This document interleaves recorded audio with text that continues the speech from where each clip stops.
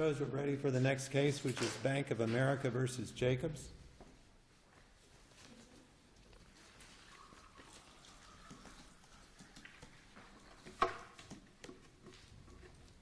May it please the court, my name is Mary Walter, and I represent the appellant, Bank of America, N.A. I'd like to reserve 3 minutes of my time for rebuttal. All right. This case is about property rights and the burden imposed before such rights may be extinguished by a court of law. Each year, properties are sold at judicial auctions to third-party sellers, often encumbered by mortgages. The appellee, David Jacobs, became one such purchaser when he bought a property previously owned by Mr. Todd Mack for $1 to satisfy a judgment lien. Jacobs was able to extinguish 2 prior mortgages on the property by alleging that the mortgages were time-barred or otherwise unenforceable when the defendants' counsels or the defendants failed to respond to the complaint to quiet title. As a preliminary matter, there seems to be some dispute or some confusion in the briefs, or maybe in my own mind. What order are we really looking at? What order are we on appeal, Your Honor? Yeah.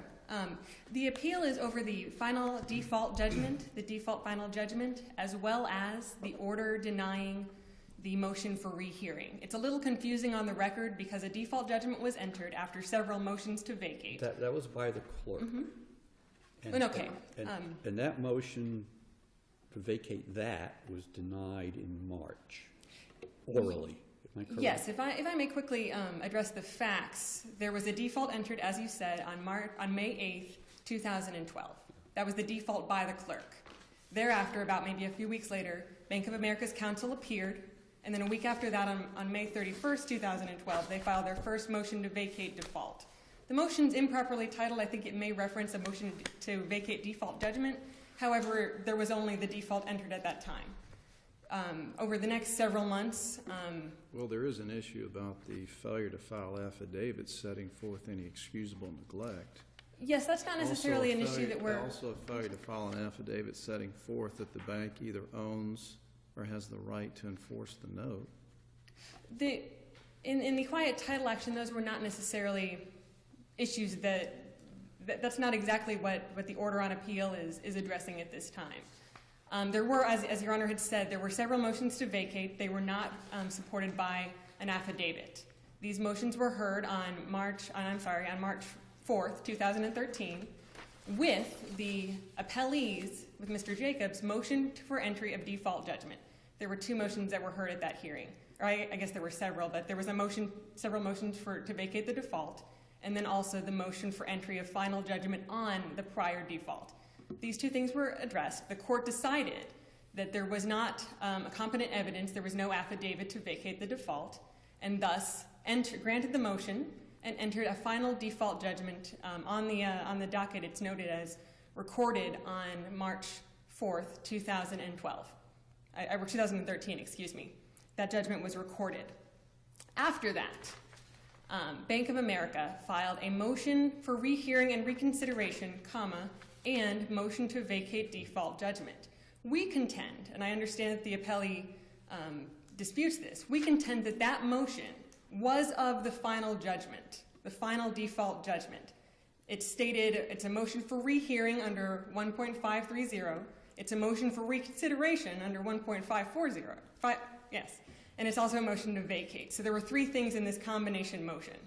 Thereafter, the court entered a second order that denied a motion to quash service of process, which was previously raised. Again, not supported by an affidavit. That motion was addressed at the March 4th hearing, but there was no order entered. So the court orally said, as we have on the record of the transcript, I will deny the motion to quash service of process because I don't find it valid.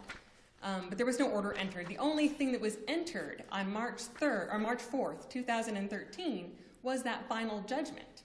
After that, like I said, the court enters an order that denies the motion to denies the motion to quash service of process, as well as the motion to vacate default judgment.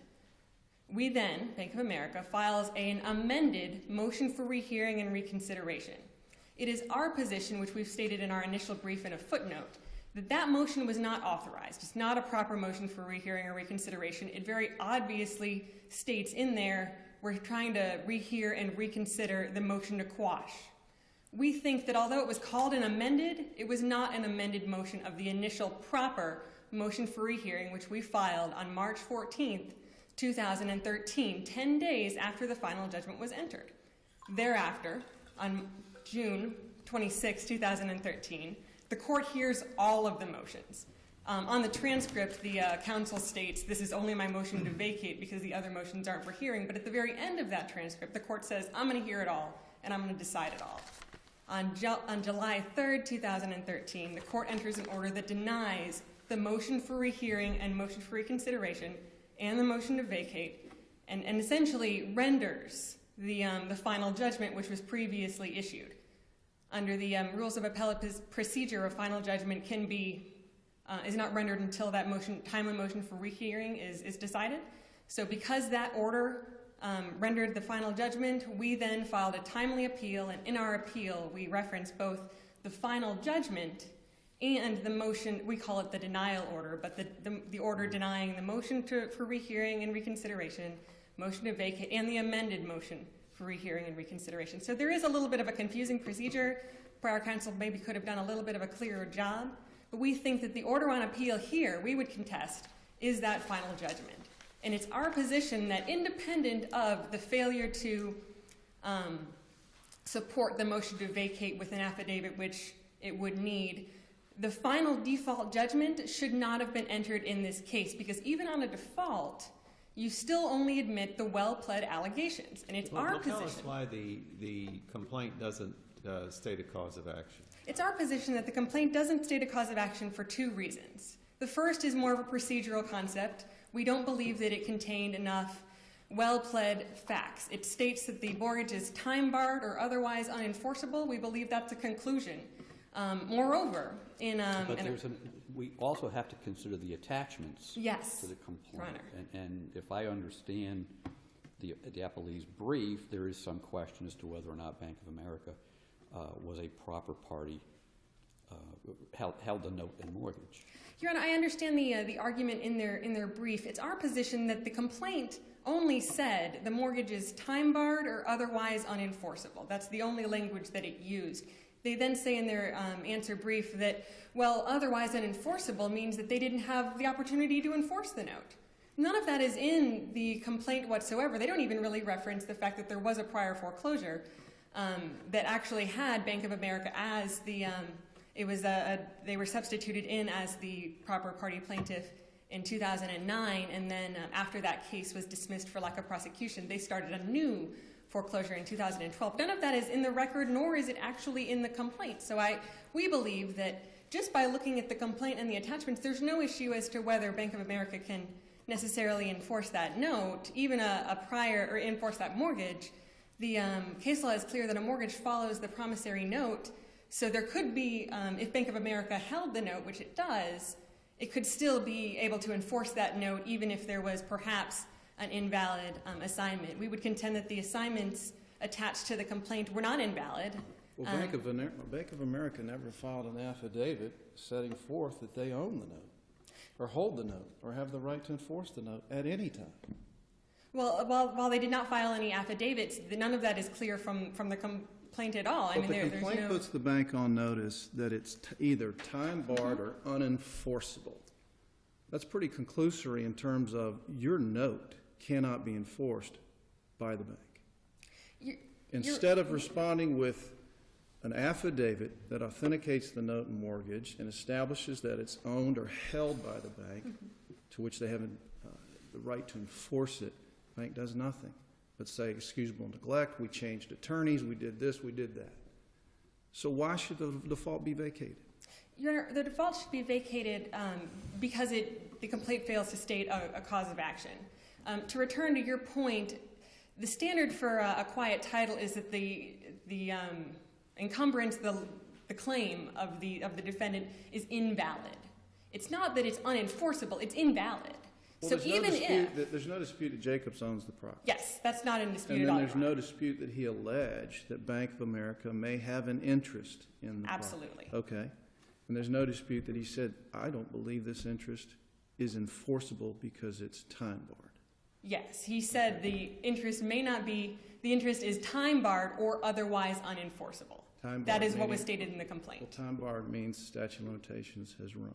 Yes, and Your Honor, respectfully, the statute of limitations 95.11 states that a mortgage cannot be, there's a 5-year statute of limitations for a mortgage, but that's to bring a claim. That's not whether the mortgage is valid. So enforcement and validity, we would argue, are two separate things. But the problem I'm having is the bank missed an opportunity to present an affidavit to counter the complaint and had a default, and the bank is resting its entire position on a theory that the judgment is void because the complaint didn't state a cause of action. I mean, it just strikes me as pretty gutsy move, because I'm having trouble understanding how the final judgment is no better than probably voidable. Even if, Your Honor, even if the judgment was simply voidable as it was held recently in the Lamer case, the Condominium Associates Lamer, rather than void, Bank of America, we have appealed the final judgment. The default final judgment, that's our position. We did that motion for rehearing, as I said earlier, and then we've now. So, Your Honors, you can review the final judgment itself. We're not limited to looking at should this judgment have been vacated as void. But that's the position you've taken, is that your mortgage survives. The argument below, as I understand it, is it's void. It's a void judgment because the complaint did not state a cause of action. Yes, we're arguing that the case law holds a judgment cannot be entered even in default on a complaint that does not state a cause of action. There's case law that says that's void. There are several decisions in the first, third, and fifth DCAs that say a complaint, or a judgment in default, a judgment entered on a complaint that fails to state a cause of action is void. There's a recent decision that says, that's actually not true from the fourth DCA. They call it voidable, but so even if it is voidable, Your Honors, we still have an argument here that the judgment should not have been entered, and we would ask that this court reverse that. I don't understand is why isn't this complaint more than sufficient to put Bank of America on notice about what Mr. Jacobs' claim is that's being asserted against it? Why doesn't it state a cause of action? I would say because it doesn't state any sort of, it doesn't give enough detail for Bank of America to even respond to that. Well, aren't these, legal arguments and things that could be worked out in discovery and depositions? Perhaps. And that would be worked out in the course of the case itself, but not necessarily need to be stated in the complaint? Well, it is our position. Our first position was that the allegation that a mortgage is time-barred or unenforceable, which is what we're kind of relying on if we go with the whether Bank of America can enforce the note at all. In the case below, we really relied on whether the mortgage was time-barred under the statute of limitations. Now on appeal, Mr. Jacobs has kind of hung his hat on the other part of that. Otherwise, unenforceable doesn't necessarily tell Bank of America anything. But even if we assume that there were those allegations, our second point on appeal, which I believe is the stronger point, is that even if this is a statement, we say, okay, we have noticed that the complaint says it's time-barred or otherwise unenforceable, we'll take that as a fact. It still doesn't state that cause of action against Bank of America. There's still no cause of action, even if you admit even if you admit those allegations that it's time-barred or otherwise unenforceable. The note is still valid. The note is not invalid. The thing that invalidates the note would be the statute of repose, which gives you the 5 years after the stated end date of the mortgage, if it's ascertainable from the note, or 20 years after the start. Aren't those defensive issues that you could raise as affirmative defenses to the complaint if you filed a timely answer? Those could be issues that would be raised as an affirmative defense, but it's also a failure to state a cause of action in this case. There's just no cause of action under the facts that were pled. If we had admitted these allegations, which we have through the default, and we filed a motion to dismiss, or as we did here, if we raised them after the default judgment was entered by way of the motion for rehearing, the court should still have looked at those allegations. Okay, Jacobs has the property, Bank of America has an interest, mortgage is unenforceable or otherwise, or time barred or otherwise unenforceable, that still doesn't give us a complaint or an entitlement to quiet title on a mortgage. Well, then, that part of your argument depends on the premise that the trial judge has an obligation to read and study all of the exhibits before entering the default final judgment. Is that right? The standard for a complaint is whether the complaint states, like for entry of a judgment, is whether the complaint states a cause of action. We raised that in this case in the motion for rehearing, so we asked the judge to look at whether there was a cause of action on the rehearing. We would allege that it was error for the court not to do that. Our motion for rehearing, we would say, would be substantial to raise that issue, and thus, because the court then, if it had not before, looked at the complaint and said, okay, this does not state a cause of action, they should have reversed or vacated the final judgment and then possibly remanded for further proceedings. It seems to me that the logical conclusion of your argument is that before any busy trial judge can enter a default judgment, they have to study and examine what might be 50 or 100 or 200 pages of complicated documents just to find a possible conflict with the allegations of the complaint that you could seize on, then to say that the exhibits in some way contradict the allegations of the complaint. Is that where we are? We don't have to get there in this case because we filed a motion for rehearing based on the cause of action. The motion for rehearing specifically asserted that there is no cause of action in this case. So independent of whether a trial judge has that obligation, and I understand a busy docket of a trial judge, we have asserted in this motion for rehearing, because Bank of America filed a motion for rehearing of the final default judgment, we would assert that that specific motion asked the court to review the complaint for cause of action. We pointed out why it failed to state a cause of action. At that point, the court should have said, okay, whether it's void or voidable based on these cases, the default judgment should not have been entered. I should rehear this. I'll reverse the final judgment, vacate the final judgment, and remand for further proceedings is what the court, we believe, should have done in that instance. Am I okay on time?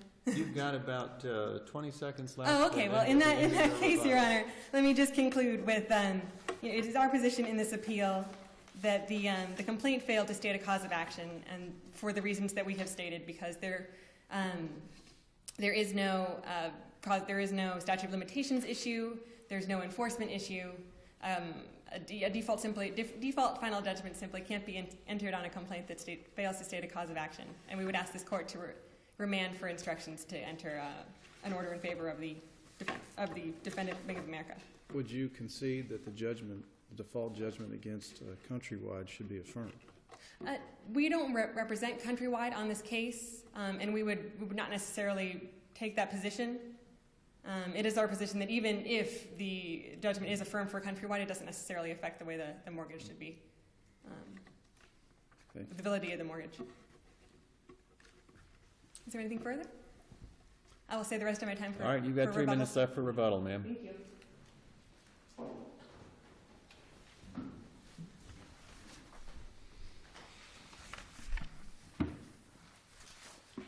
May it please the court, Jeff Regan of Regan, Zabuni, and Atwood on behalf of the appellee, David G. Jacobs. As the court is aware, this case is a quiet title action that arose out of an effort of Mr. David Jacobs to quiet title the property that he had purchased at a sheriff's sale. Initially, I want to start off with the last issue I believe that Judge Sleet had raised, which has to do with Countrywide. What the complaint alleged in this case was the derangement of title in Mr. Jacobs, that he was the owner of this property. And then it asserted that 2 of the defendants, Countrywide Home Loans, Inc. and Bank of America, may claim an interest in the first mortgage to the property, and that Countrywide Home Loans, Inc. also may claim an interest in the second home equity line of credit mortgage on the property. For purposes of pleading, of course, the attachments to the complaint are considered a part of the complaint for all purposes. And attached to this particular complaint, it showed where the defendants might make their claim to enforce the mortgages that were on the property. Looking at the very first mortgage on the property, what you will note is that that mortgage says that the lender is Countrywide Home Loans, Inc., but that the mortgagee was MERS, or the acronym for Mortgage Electronic Registration Systems. Now, I believe Mortgage Electronic Registration Systems is used because these mortgages get collateralized into the secondary market. Independent of that, the actual original mortgagee, as alleged in the complaint on that first mortgage, is MERS. What we see in there is that MERS subsequently provides an assignment of that first mortgage to Countrywide Home Loans, Inc., now making Countrywide Home Loans, Inc. the mortgagee under the mortgage. What we see 2 years after that fact, attached as an exhibit to the complaint, is MERS makes an assignment again, now to Bank of America, of the same mortgage it had already previously assigned to Countrywide Home Loans, Inc., effectively making it appear of record that it is a wild assignment of mortgage because it's an assignment coming from someone on the record who doesn't appear to have an ownership interest in it anymore. But what we don't know, I guess it's not clear from the complaint, and I'm not sure it's anywhere in the record, is if Bank of America succeeded to the note and mortgage anyway by merger with Country. We don't know that, Your Honor. I would agree with that. But what we do know is that on the complaint itself, it appears to be a wild assignment. In order to know that, what would we have to do? We would have to open up the default, and we would have to take evidence on it. That is the very thing that Bank of America should be precluded from doing. It's noteworthy here that at least on the allegations of the complaint, the Countrywide Home Loans, Inc. was properly served and defaulted and never made an appearance in the court below. Their interest is now barred, and they appear to be the owner of that mortgage. We know that Mr. Mack was defaulted, and his interest is now barred in the property. What then happened was Bank of America did make an appearance in the case. They filed a notice of general appearance, and from that point forward, we have what is a rather tortured procedural history in this case, because Bank of America files an unverified motion to vacate due to excusable neglect, doesn't provide that they exercise due diligence in moving to a side, makes no statement of that, and doesn't provide that they have any defenses. They then later file an amended motion to vacate the default. Again, unverified, no affidavit, no evidence, but for the first time they say, well, we think we have a justiciable defense, and they file a proposed answer, and they say that they exercise due diligence, but they don't really explain as to how, but still we have no affidavit. Interesting is that when they file their proposed answer, they don't raise failure to state a cause of action. They understand it's a quiet title action that they can answer the complaint. And in paragraph 5 of that complaint, which alleged two things in it, the Bank of America may claim an interest in the mortgage, not that it has one, but it may claim one under the assignment, and that it is either time-barred or otherwise unenforceable, and you can reference the attachments to see that, okay? Bank of America denied the entire paragraph. They didn't admit that we do claim an interest in it, but we deny that it's unenforceable. They denied the entire paragraph altogether. And again, no affidavit. Proceeding with the tortured history of this case, then immediately, the Friday before the Monday hearing in Manatee County Circuit Court on this, a new law firm now appears and files a second amended motion to vacate the default, again unverified, no affidavits, and moves to quash service of process. So, of course, we have the hearing, the final judgment's entered. The court did enter the order denying the motions to vacate the default, the quash service of process, several weeks thereafter. So now we get to the next step of the procedural history. For the first time, on March 14th, which would have been 10 days after entry of the final judgment, we have filed by Bank of America a motion for rehearing combined with a motion to vacate the default. For the very first time, they have now abandoned all of the excusable neglect arguments that they've raised before, and for the first time, they now say that the complaint, or the default, if you will, is void because the complaint failed to state a cause of action. Not voidable, but void. And the Rules of Civil Procedure, Rule 1.540B4, specifically provides that you can vacate a default, and Rule 1.500 specifically provides if a judgment's been entered, you can also vacate the judgment based on the default if it is void. So there's specific authority for that. But the case law is clear that it is only going to be void if the court lacked jurisdiction, whether it lacked subject matter jurisdiction or personal jurisdiction. It has nothing to do with whether the complaint states a cause of action. The only thing that was raised in that motion, initial motion for rehearing, that would have addressed whether that judgment could have been void or the default itself could have been void based on the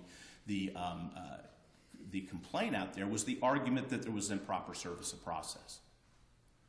Interestingly, though, after an order was entered, the formal order denying the motions to vacate the default, which the court had referenced orally it was going to do at the hearing, we now get an amended motion for rehearing. Now, counsel has suggested that that's not a proper motion and you should disregard it and give life to our first motion for rehearing out here. Well, I would agree that it's not a proper motion for rehearing because it's going to the judgment being void solely on service of process, whether it was valid or not. That's what the second amended motion did. And it appeared on its face that it abandoned the prior grounds. Now, the rules of appellate procedures, I view them, do say that the appellate time period runs until you receive an order. It really doesn't address the issue of what happens if somebody abandons what might arguably, and I say might arguably, be a valid motion for rehearing, that there's a failure to state a cause of action. It doesn't really address that issue. So we go to the hearing, and you can tell from the transcript of the hearing, I raised the issue in argument and response.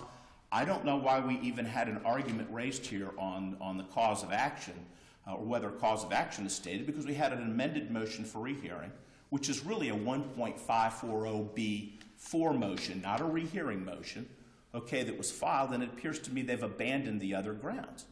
The court stated at that hearing, and again, it's in the transcript at the very end of the transcript on that, it seems to me that the earlier ground, failure to state a cause of action, was expensed, was the words that she used. Nevertheless, I'm going to rule on everything, and then just flat out denied everything. So a question does stand here. Did they even preserve the issue on appeal as to whether or not there was failure to state a cause of action? Moving to that on filing the appeal, one thing is clear. All prior grounds that had been raised before that judgment was entered, the motion, the original motion, the amended to quash, dealing with excusable neglect, service of process, none of those have been raised on appeal. So what's clear here is that the default was properly entered. That's not before the court now. It leaves the only question as to whether or not this judgment is void for failure to state a cause of action. Now, counsel suggested that there are some other cases that use the term void for failure to state a cause of action. But if you look at the history of those cases and trace them back, as we did in our brief, you will see that they don't really use the term void in them. And in fact, a number of those cases were decided prior to Rule 1.540B4's enactment. So words have meaning. They mean something. They chose to say that it was void, that it has no force and effect whatsoever. And it wasn't until they filed the reply brief they said void means voidable. But even under the case authority of this court, and in particular the reference to Sterling Factors versus U.S. Bank National Association, this court has clearly stated that there's a distinction between what is void and voidable. They're not interchangeable and they don't mean the same thing. The judgment is not void, so we believe that we should prevail and that the appeal should be affirmed. Having said that, even if the court agrees that it has been preserved, we need to go back to what was actually alleged. And what was actually alleged is that this mortgage is unenforceable. You go back and trace the chain of title as attached to the mortgage. There was never an affidavit filed with the court to try to get out of this default. There was never anything that was filed with the court that would suggest that Bank of America has standing to even bring a claim against this mortgage if it in fact is not time barred.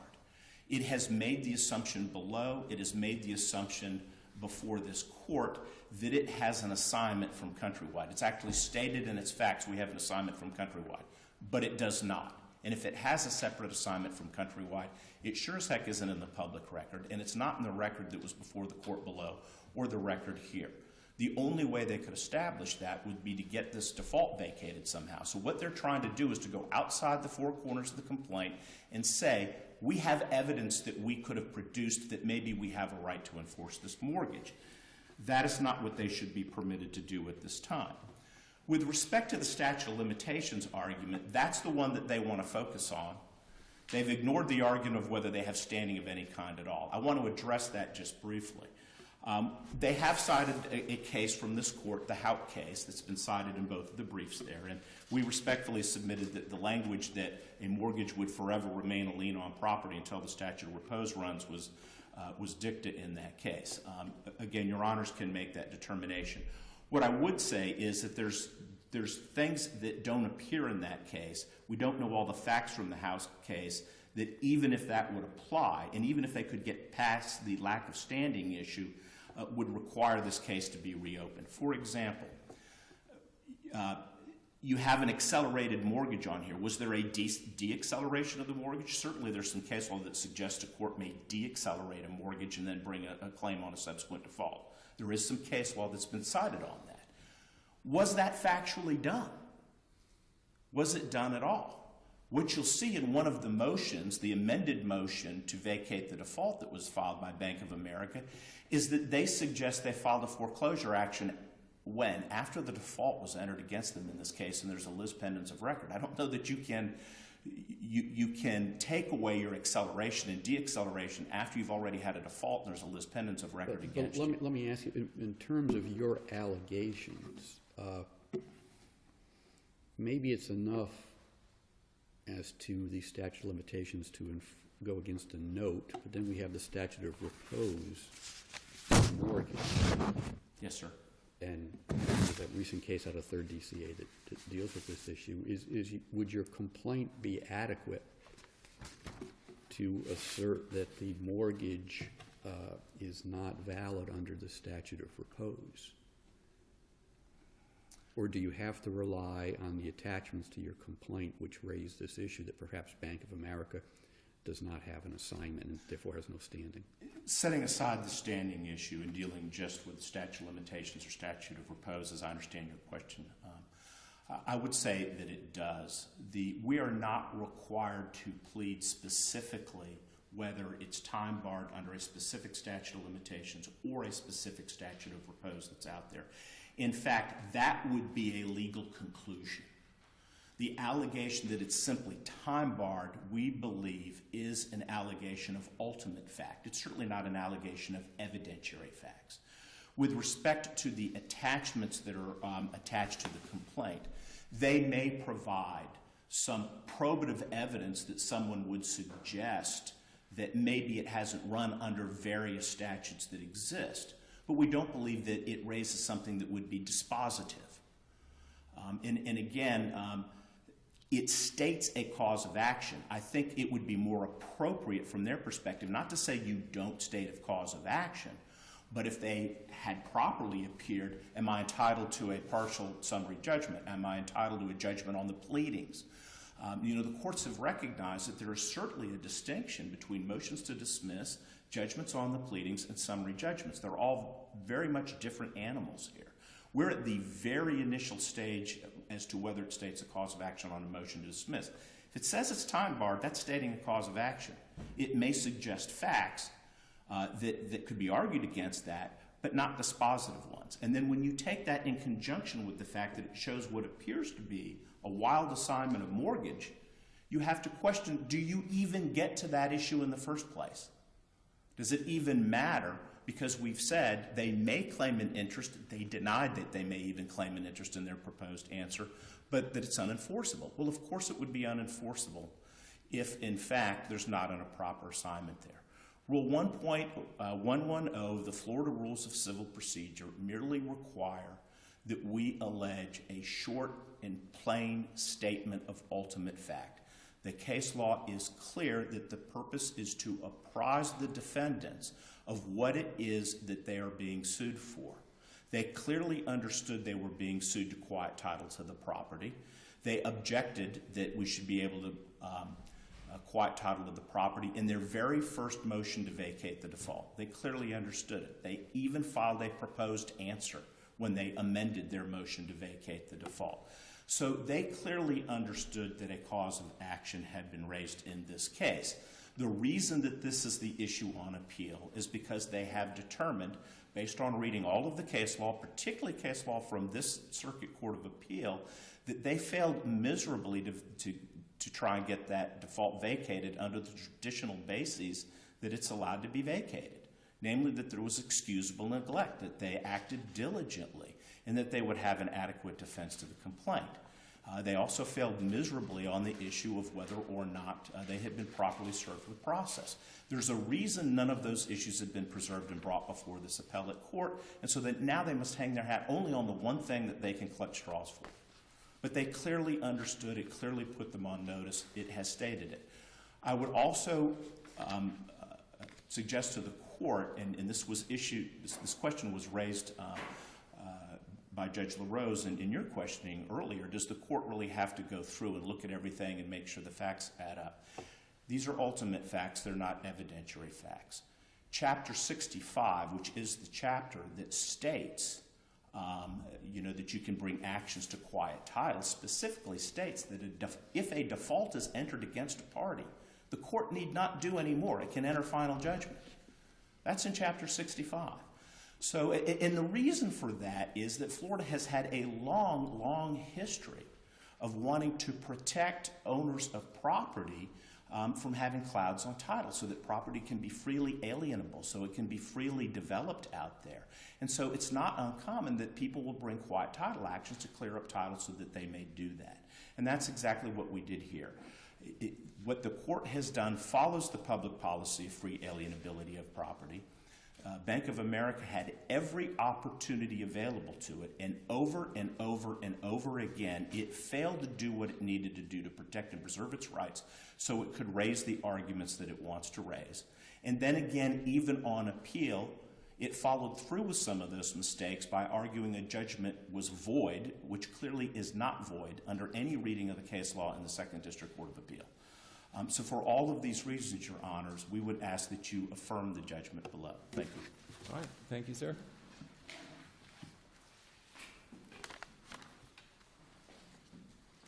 All right, Ms. Balter, you have 3 minutes for rebuttal. Thank you, Your Honor. Just a few quick points. Regarding the issue of abandonment, in terms of the procedure that we followed below with the amended and supplemental motions to vacate, at the hearing on June 26, 2013, the parties did address the original motion for rehearing. So while there was an amended motion for rehearing, we don't believe that it supplemented the original, and the parties did discuss that. Although the court said that it appears these issues are expensed, the court entered an order on the entire record. So we do have a final default judgment. We have a motion for rehearing of that final default judgment timely filed, and then we have an order denying that motion for rehearing, which we have appealed. So the issue on appeal today is whether the final default judgment was properly entered. We contend that notwithstanding Bank of America's possible problems below, we would acknowledge that the representation perhaps wasn't as clear, perhaps could have been certainly better. The issue that we have here is whether a default judgment may be entered on a complaint which fails to state a cause of action for quiet title. We believe there is no cause of action here for the reasons that we have previously explained. The court should have not entered the default judgment. It should have vacated the default judgment, and we would ask that this court correct that error and remand with instructions to dismiss the complaint for failure to state a cause of action. Are there any further questions? Thank you very much. All right, thank you both.